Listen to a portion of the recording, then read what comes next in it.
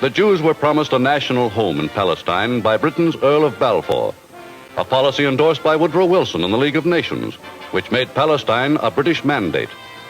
But in 1939, with war in the offing, the oil pipeline from Iraq through Palestine became one of Britain's major strategic worries, along with the Suez Canal, the empire's lifeline to the Far East.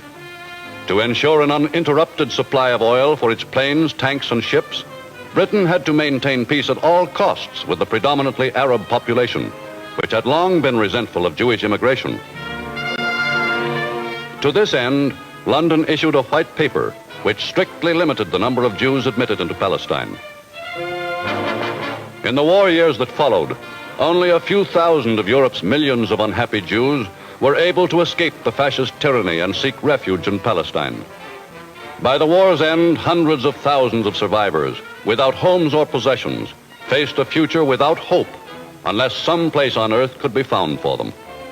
But though a good beginning has been made in the areas occupied by the Jews, they believe that nearly all of Palestine's 6 million acres could be made to bear crops.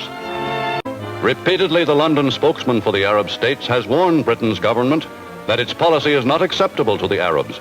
Every Jew that arrives in Palestine is one more brick in the structure of the proposed Zionist state, one more unit towards the Zionist majority against the Arabs, so that it is impossible for the Arabs to regard the matter only in its humanitarian aspect.